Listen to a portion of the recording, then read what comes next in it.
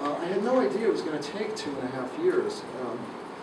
But once, as I said, once I got started, I just became enchanted. I suddenly discovered Central Park all over again.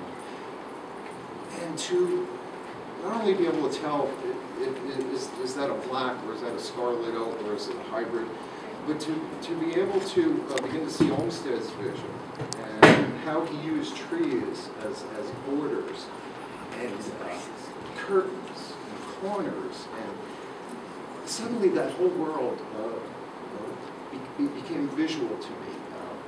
You might notice when you walk into the park, many entrances curve, and as you curve, the park closes around you. It cuts off the sound and the sight of the city.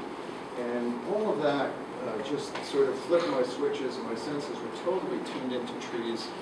And this map contains 19,933 species of trees, identified by 175 species, excuse me, 19,933 individual trees, broken into 175 species of trees and shrubs, positioned pretty precisely where they go. We didn't use GPS positioning, we did it the old-fashioned Lewis and Clark way, we walked.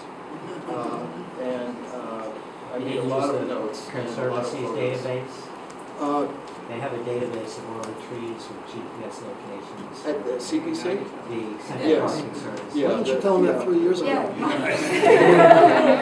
The Conservancy, once they realized that we were all in, Ned and I, and how serious we were, they actually became very interested in this project. And when we met with them and we showed them a sketch that I had done, and it looked pretty, it was about 1.5 years in, they really got excited about it, and they began to share their data with us, and they shared their cutting schedule with me. They also shared their planting schedule, and I found that to be very, very helpful. Neil Calvinese is a terrific guy. I've walked the park with him many times, and he's always, he has an enormous knowledge of the trees, and he has a great respect for the park, and I respect him. So it was nice to have them on board too. We were trying to get them to put that database on the internet for public use. So far, I haven't been successful. I don't know how, if I would have any pull with them with that. I think they're fairly private. I felt very privileged that they were sharing it with me, and it was only after they realized that I had actually come up with some data that they didn't have. The last tree survey was done in 2008, and they came up with 23,000 trees. The one before that, you might have seen signs, there's 26,000 trees in the park. Well, that was, I think, back in, let's see, 2008. I think that one was in 2002. So the numbers have been going down. The 19,000 trees on this map, I would guesstimate is about approximately 85 to 88% of the trees in the park. But you know, we lost 70 just from Irene alone.